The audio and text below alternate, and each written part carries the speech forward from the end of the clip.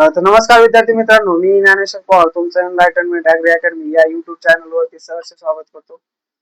तर विद्यार्थी मित्रांनो, आजच्या लेक्चर मध्ये आपण प्रिन्सिपल ऑफ प्लांट पॅथॉलॉजी ही एक सिरीज सुरू केली आहे, ज्यामध्ये आपण आज पाहणार आहोत सर्वाइव्हल नेचर ऑफ प्लांट पॅथोजन्स, कशा पद्धतीने ते राहतात, त्याचं डॉर्मल स्ट्रक्चर असेल किंवा होस्टवरती राहतात किंवा सप्रोफायटिंग नेचर्स कसे आहेत, जी डिसीज सायकल आहे तर त्याबद्दलच आपण पाहणार आहोत की डिसीज कशा पद्धतीने स्प्रेड होतो, हे आजच्या लेक्चर मध्ये पाहणार आहोत. सुरू करूया. ज्यामध्ये आपण बेसिकली पाहणार आहोत फ्रेमवर्क मध्ये पर्सिस्टंट फ्रेमवर्क, ज्यामध्ये how the pathogen was survive, how they initiate the disease and how they spread from one plant to another plant. So now this is our basic we will just study on this lecture. So infection chain, तर आपण या ठिकाणी पहिल्यांदा पाहणार आहोत ते म्हणजे infection chain. कशा पद्धतीने पॅथोजन हा झाडांमध्ये डिसीज इन्फेक्शन कसा होतोय, तर त्यामध्ये पहिला उपाय ते म्हणजे प्रायमरी इन्फेक्शन. तर primary infection the source of survival. Primary infection साठी आपल्याला सोर्स ऑफ सर्वायवल पाहिजे. तर सोर्स ऑफ सर्वायवल काय आहे, तर आपल्या जवळ आहे सोर्स ऑफ सर्वायवल ते म्हणजे सीड आहे, ठीक आहे. त्यानंतर सॉइल आहे, जसं की सॉइल बॉर्न डिसीजेस असतील किंवा डॉर्मंट स्ट्रक्चर असते. ते स्ट्रक्चर आपल्याला या फंगाय बॅक्टेरिया यांच्यामध्ये असते आणि त्यामुळे सुद्धा डिसीज प्रायमरी इन्फेक्शन कॉज होते. त्यानंतर leading to the first cough infection. तर ह्या पहा, यामध्ये सर्वायवल सोर्स आहे, ठीक आहे. इथं दाखवले आपल्याला हे झाड आहे किंवा या सॉइल मध्ये आहे किंवा हे सीड आहे, आपण सीड सो केलं, त्याच्यामध्ये जर स्मट सारखा डिसीज असेल जो सीड बॉर्न आहे आणि तो असेल तर तो काय करतो, या ठिकाणी प्रायमरी इन्फेक्शन कॉज करतो. त्यानंतर हा सेकंड नोड आहे, ज्याच्यामध्ये सेकंड स्टेज म्हणू शकतो आपण याला, त्यामध्ये क्रॉप इन्फेक्शन झालं. या सर्वायवल पासून या फर्स्ट प्लांट वरती काय झालं, डिसीज काउच झाला. हा डिसीज काउच झालेला जो आहे तो सेकंड नोड वरती येणार, म्हणजे सेकंड याच्यावरती येणार, ते म्हणजे इथं स्पोर प्रोडक्शन होणार. मग आता हे झालेले स्पोर जे आहे, स्पोर ते प्रोडक्ट झालेले ते काय होणार, वाऱ्याच्या मदतीने किंवा पाण्याच्या मदतीने किंवा व्हेक्टर असेल, एखादा व्हेक्टर असेल तर व्हेक्टरच्या मदतीने काय होणार, तो स्प्रेड होणार. आणि मग हा स्प्रेड झालेला जो आहे तो नवीन प्लांट वरती काय करणार, इन्फेक्शन कॉज करणार. अशा पद्धतीने ही इन्फेक्शन चेन आपल्याला प्लांट्स मध्ये पाहायला मिळते. आणि या चेनला आपण इथे हा सेकंडरी इन्फेक्शन आहे आणि हे जे आहे हे प्रायमरी इन्फेक्शन आहे. मग अशा पद्धतीने सेकंडरी इन्फेक्शन प्रत्येक प्लांट्स मध्ये आपल्याला डिसीज मल्टिप्लाय होताना दिसतो.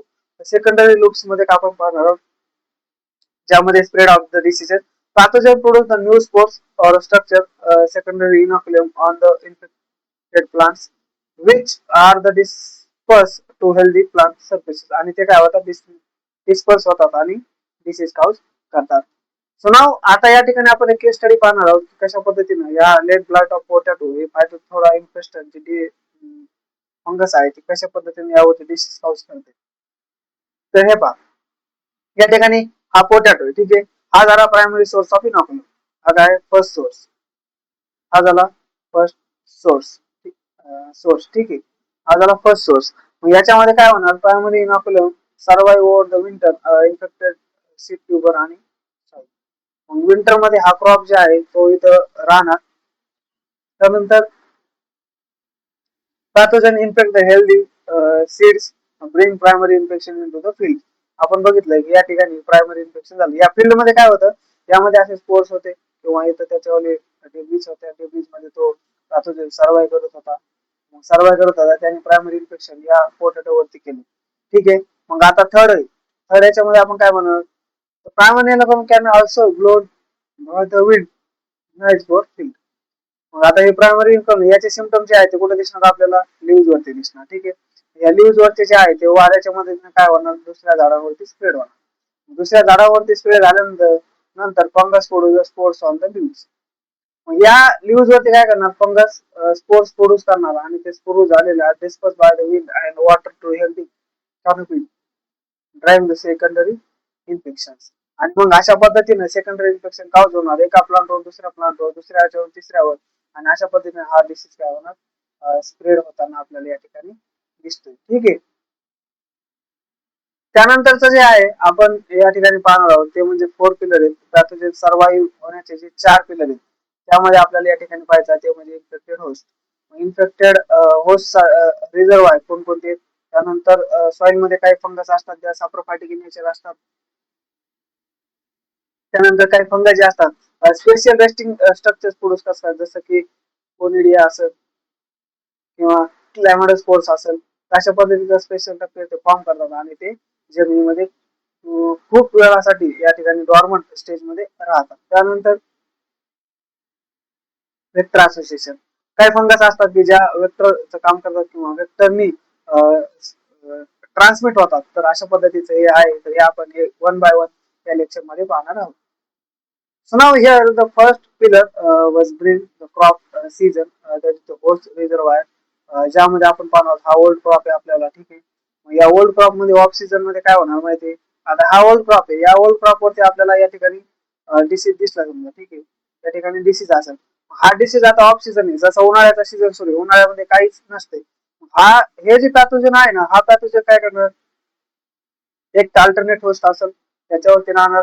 अल्टरनेट होस्ट म्हणजे काय, वीड असेल, weed of the same family bridge the of season gap.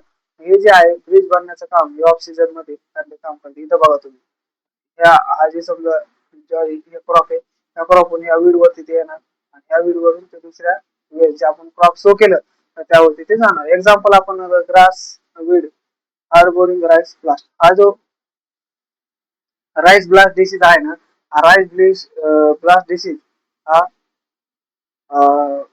Weed वरती सर्वाईव्ह होतो ऑफ सीझन मध्ये, म्हणजे उन्हाळ्याच्या सीझन मध्ये. त्यानंतर मग काय करणार, आज परत काय असेल तर अल्टरनेट होस्ट असतो, ठीक आहे. ते अल्टरनेट होस्ट होते. मग त्याचं एक्झाम्पल द्यायचं म्हणजे wild host of the different family critical for heteroecious rust, ज्यामध्ये barberry bus हार्बोरिंग the with stem rust. जे बार्बेरी प्लांट्स असते ना, ते बार्बेरी प्लांट काय करतो माहिती का, हा रस्ट पॅथोजन ऑफ सीझन मध्ये गहू काढून घेतला, हार्वेस्टिंग केलं, त्याच्यानंतर तो काय करतो, दुसरं जे बार्बेरी प्लांट्स असते ते बार्बेरी प्लांट वरती त्याची फर्स्ट इन्फेक्शन सायकल कम्प्लीट करतो आणि त्याच्यानंतर जेव्हा त्याच्यावरती असे स्पोर्स प्रोड्यूस होतात आणि ते झालेले स्पोर्स वीट वरती जातात आणि वीट वरती गेल्यानंतर पहिल्या प्लांट वरती ते काय करतात, युरिडियो स्पोर्स प्रोड्यूस करतात आणि मग ते युरिडियो spores acts as a secondary inoculum for the spread of the diseases. So now here we will discuss about the wheat rust. ते alternate host म्हणून काम करतात. त्यानंतर आहे त्यामध्ये व्हॉलंटियर्स किंवा रोटन क्रॉप्स असेल, व्हॉलंटियर्स जे आहेत त्यामध्ये सेल्फ ग्रोथ और अर्ली सोर्सला, समजा मागच्या वर्षीचा आपल्या याच्यामध्ये गहू वगैरे राहिलेला असेल तर तो परत पावसाळ्यात पाऊस पडल्यानंतर ऑटोमॅटिकली ओकतो. ओकलेल्या ठिकाणी त्याच्यावरती जर डिसीज असेल तर तो पण काय होतो, तिथे स्प्रोड होतो. आणि रोटन क्रॉप्स असेल, जसं असं शुगर केन घेऊ, शुगर केन मध्ये शुगर केन मोझॅक जे आहे, तो मोझॅक मागच्या वर्षीचा जो क्रॉप आहे त्या क्रॉप वरती असेल तर नेक्स्ट टाइम मला दुसऱ्या क्रॉप वरती पण आपल्याला पाहायला मिळतो. या ठिकाणी आपण पाहू शकतो शुगर केन, ठीक आहे. शुगर केन मध्ये त्या ठिकाणी आहे. त्यानंतर मग ह्याच ऑफ सीझन मध्ये काय होणार, परत लेटेंट इन्फेक्शन होणार. Latent long term survival without the visual symptoms. काही प्लांट्स मध्ये काही असतात बॅक्टेरिया किंवा फंगस की ज्या काय करतात, Xylella fastidiosa hiding the symptoms grape point weeds. Grape point weeds वरती काय करतात, ते सिम्पटम्स हाईड करतात. म्हणजे आपल्याला वाटत नाही की त्या ठिकाणी सिम्पटम्स आहे किंवा त्या ठिकाणी ते डिसीज काउज करतात, पण ऍक्च्युअली ते काय होतंय तर आपल्याला ते दिसून जातात, ठीक आहे. म्हणजे वाटत नाही आपल्याला की त्या ठिकाणी काही सिम्पटम्स असतील किंवा डिसीज असेल, पण ते डिसीज आतमध्ये झाडाच्या ह्याच्यामध्ये ते त्याच्यावर स्पोर्स वगैरे जनरेट करतात. आणि जेव्हा आपण नवीन क्रॉप शो करू तर ते नवीन क्रॉप मध्ये नवीन सीझन मध्ये ते काय करतात तर ते स्प्रेड होतात आणि अशा पद्धतीने हा डिसीज जो आहे तो स्प्रेड होतो किंवा प्लांट्स होते आपल्याला पाहायला मिळतो. मग आता याच्यामध्ये आपल्याला पाहायचंय की सीड बॉट ट्रीटमेंट, आपल्याला काही ठिकाणी ट्रीटमेंट करणं पण गरजेचं असतं, ठीक आहे.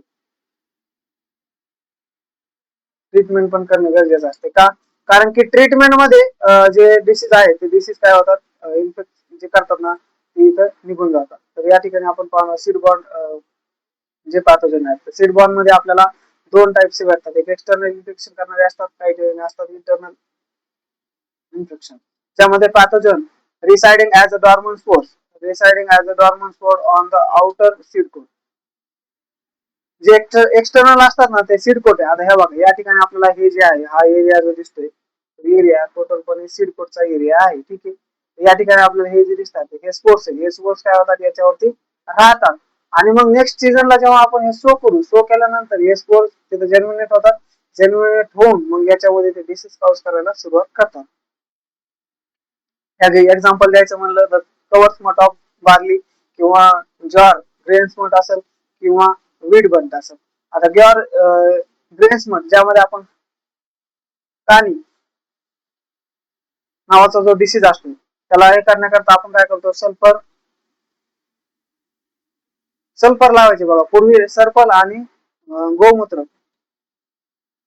कव युरिन, पूर्वीचे लोक काय करायचे, सल्फर आणि कव युरिन ज्या वेळेस पण तुम्हाला सोईंग करायची असेल ना त्यावेळेस ते लावायचे.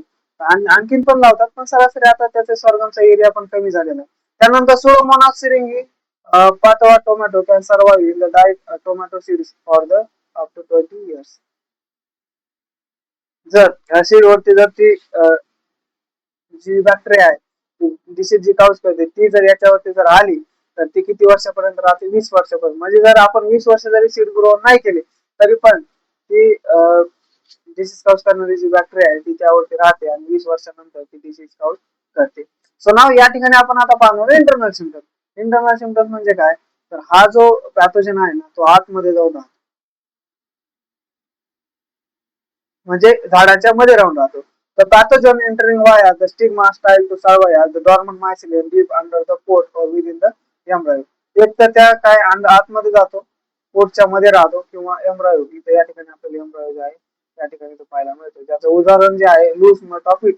आणि याच्यावरती आपल्याला मॅक्झिमम वेळेस क्वेश्चन विचारलेला आहे आणि हा जो डिसीज आहे हा आपल्याला या ठिकाणी पाहणं खूप महत्वाचं आहे. लूज मट ज्याच्यामध्ये अस्टिलागो नोडा डिसीज आहे, या कॉजल ऑर्गॅनिझममुळे हा लूज मट डिसीज ऑफ इट आपल्याला पाहायला मिळतो. त्यानंतर आपण सेकंड पिलर पाहणार आहोत ज्यामध्ये साप्रोफायटिक सर्व्हायव्हल इन सॉइल. काही फंगस असतात, फंगस जे असतात ते काय करतात, सॉइल मध्ये सर्व्हाइव्ह करतात. काही बॅक्टेरिया पण असतात सॉइल मध्ये सर्व्हाइव्ह करतात आणि जेव्हाही तिथं क्रॉप येईल ते क्रॉप आल्यानंतर तिथं ते डिसीज काउज करतात. तर आपल्याला या ठिकाणी वन बाय वन कशा पद्धतीने आहे तर ते पाहायचं आहे. ठीक आहे, तर आपण इथं पाहूया की फर्स्ट झोन आहे जो सॉइल इनहिबिटंट म्हणून काम करतात. सॉइल इनहिबिटंट म्हणजे काय, तर free living indefinitely in the basic fungal flora survival on soil and survive on soil and plant debris. हे कुठे कुठे राहतात, सॉइल मध्ये राहतात किंवा सॉइल डेब्रिज प्लांट डेब्रिज असतात त्यामध्ये ते राहतात. ज्यामध्ये पीथीएम जे आहे, पीथीएम काय करतायत तर पीथीएम नावाची जी फंगस आहे तर ती या ठिकाणी आपल्याला पाहायला मिळते. त्यानंतर सेकंड आहे तर रायझोस्पियर कॉलोनायझर. काही व्याख्या असतात ते रायझोस्पियरच्या तिथं काय करतात, कॉलोनीज तयार करतात, कॉलोनीज तयार करून त्या ठिकाणी राहतात. तर colonize that substance specially in the root region the high tolerant to the soil अँटागोनिस्टिझम.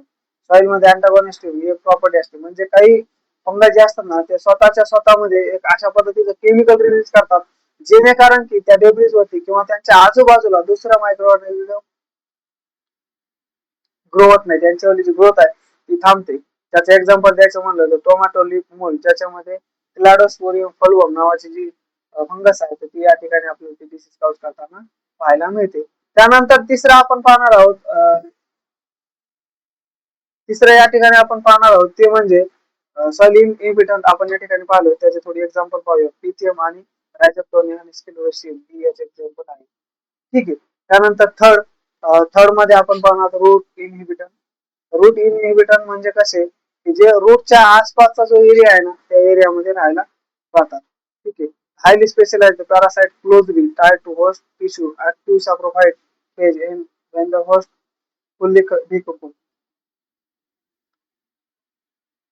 कधी ऍक्टिव्ह सॅप्रोफाइटिक फेज कधी रेस्ट होते, जेव्हा तो फुल्ली डिकंपोज होईल ना, जो काही रूट असते जमिनीमध्ये गेलेली हा रूट्स आहे, रूट जेव्हा फुल्ली डिकंपोज होतील तेव्हा त्यांच्यावरची सॅप्रोफाइटिक नेचर आहे तर ते या ठिकाणी संपूर्ण होईल.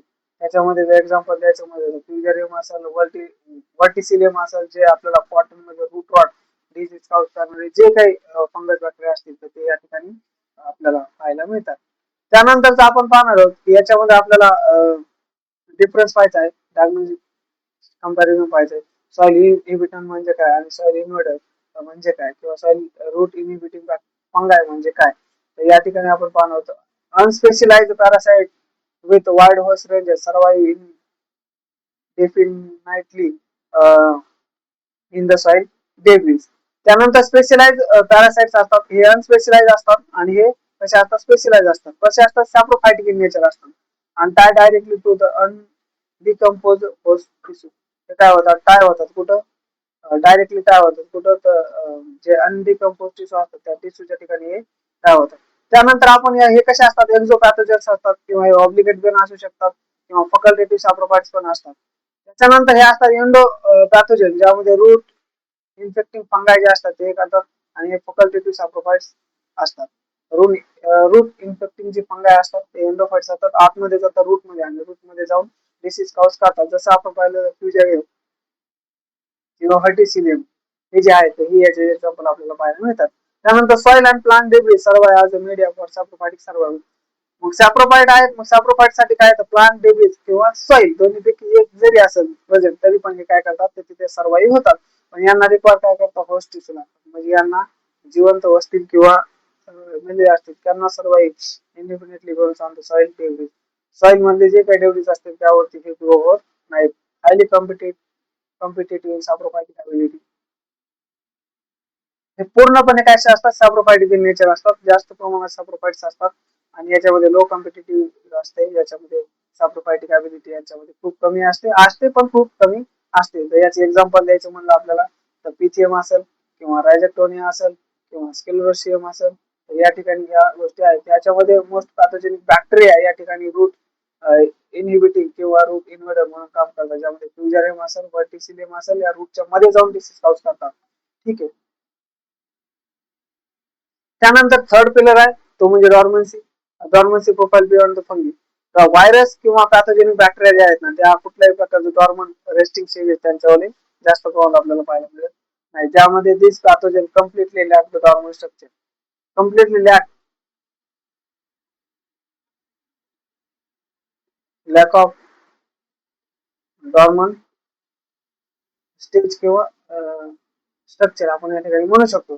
दे are rarely entire on the continuous infection chain. ते काय होतात, कंटिन्युअस इन्फेक्शन चेन कॉज करतात. म्हणजे एक प्लांट आहे, त्या प्लांट वरून दुसऱ्या प्लांटवर जाणार, त्यानंतर दुसऱ्या प्लांटवरून तिसऱ्या प्लांटवर जाणार.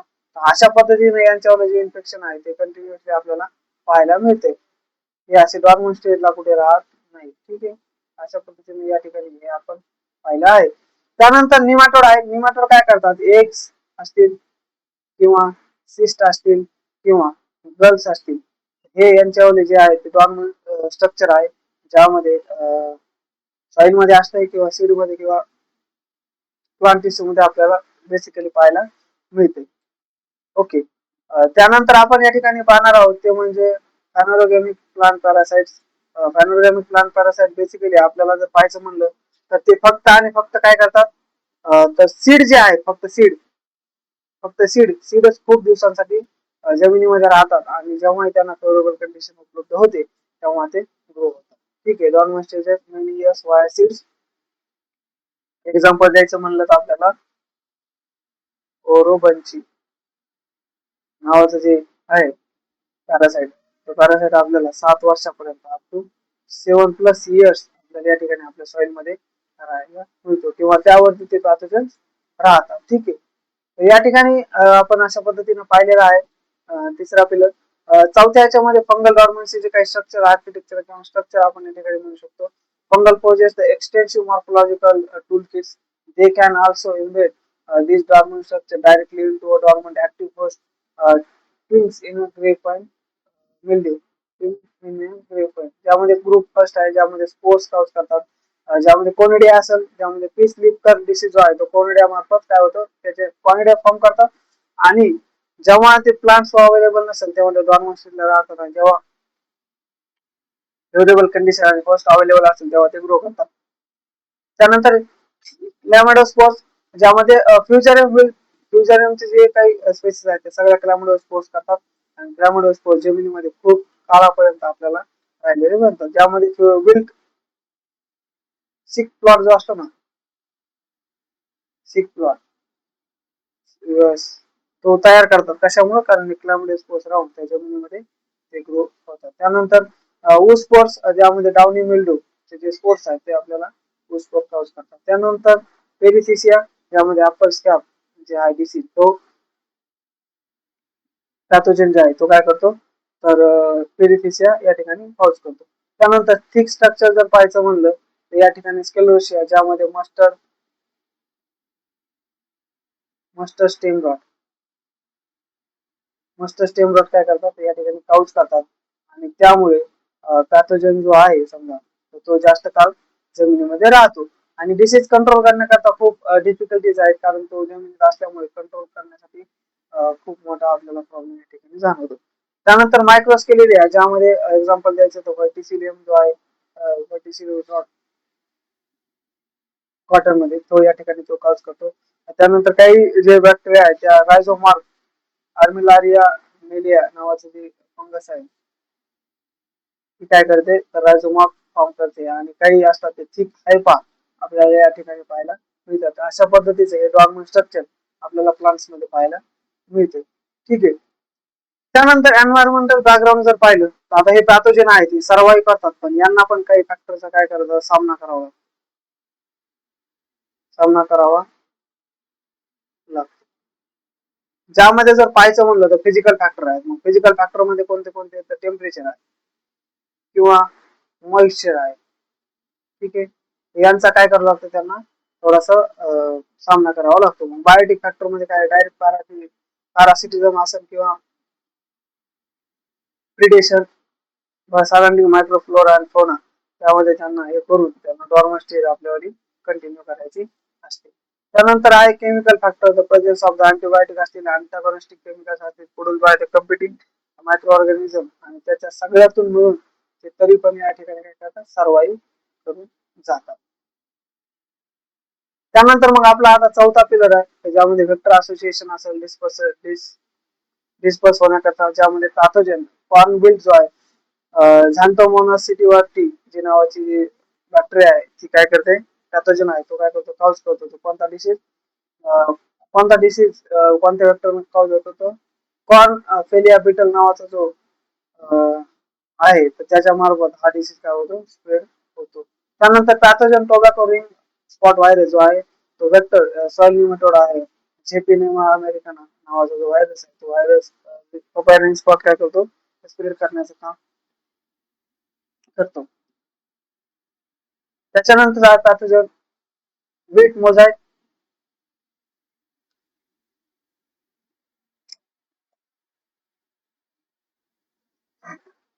ठीक आहे. वीट मोझॅक ज्यामध्ये वीट मोझॅक जो आहे तो आपल्याला वेक्टर फंगस असेल किंवा फायलोमचा ग्रॅमिनीस नावाचा जो डिसीज आहे तो ते या ठिकाणी आपल्याला पाहायला मिळतो.